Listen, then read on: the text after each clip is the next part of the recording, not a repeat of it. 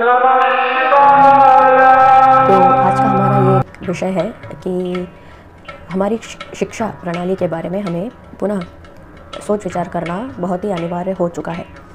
तो ऐसा क्या है कि हमें पुनः इस पर विचार करना आवश्यक है। क्या हम अपने शिक्षण को लेकर के संतुष्ट नहीं हैं? क्या ये हमें वो दे नहीं पा रहा जो हमें चाहिए? ये जो भारत में वेस्टर्न एजुकेशन या अमेरिकन एजुकेशन और वेस्टर्न एजुकेशन, वेस्टर्न फ़िलॉसफ़ी के जो हम 22 वर्ष किन्हीं विषयों पर हम अभ्यास करते रहते हैं, जैसे इंजीनियरिंग, मेडिकल साइंसेस और MBA, ये तो बहुत ही फेवरेट वर्ड है। और इनके अलावा कोई स्ट्रीम अभी रह भी नहीं गया। और अगर आर्ट्स में देखा जाए तो आर्किटेक्चर, तो ये सभी जो है धन संबंधित व्यवसाय ऐसे हो चुके हैं।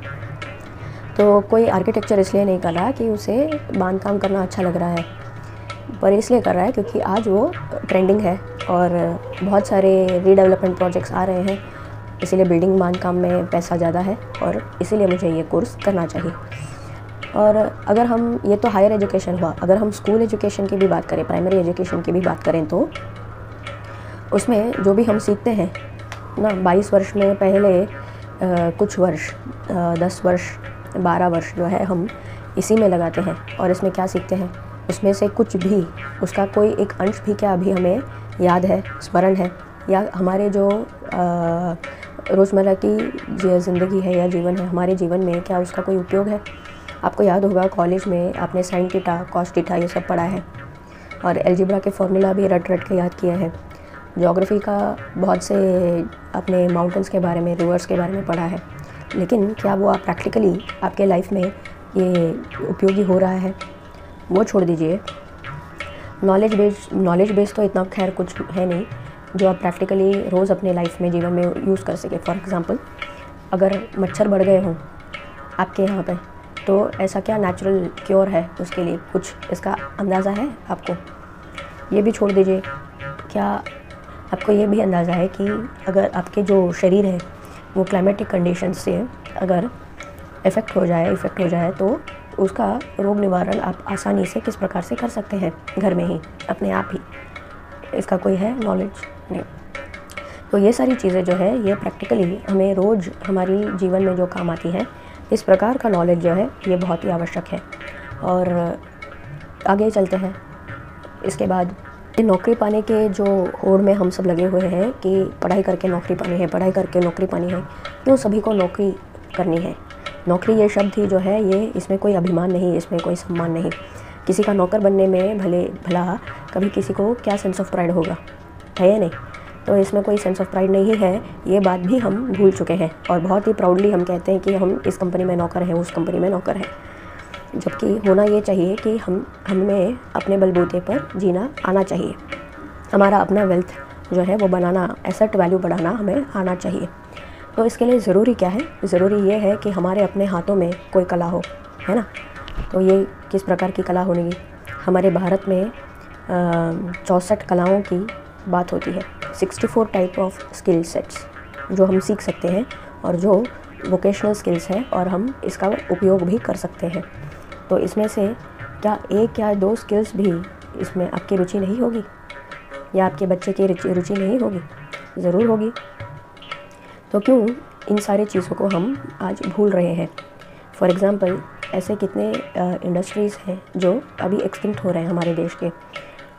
फॉर एग्ज़ाम्पल, ये जो वीविंग है, क्लॉथ वीविंग, जो फॉर एग्ज़ाम्पल ले लीजिए कि ट्रेडिशनल वीविंग, जैसे कांचीपुरम में सिल्क साड़ी का वीविंग हो और भागलपुरी सिल्क हो, या संभलपुर, ऐसे कोलकाता के बहुत से ईस्टर्न रीजन्स में भी हो या सदर्न रीजन्स में हो, या फिर परफ्यूमरी हो, उसका आर्ट। ऐसे बहुत से आर्ट्स हमारे जो हैं, जो पहले हायरार्किकली अपने अपने घर में होते आते थे, वो सब अभी बंद हो चुके हैं। और आजकल नए पीढ़ी को इसके पीछे जाना ही नहीं है। क्यों? क्योंकि इसमें सर्वाइवल प्रॉब्लम है। लेकिन ये सर्वाइवल प्रॉब्लम क्रिएट हुआ कैसे? ये हमारे ही इग्नोरेंस के कारण हुआ।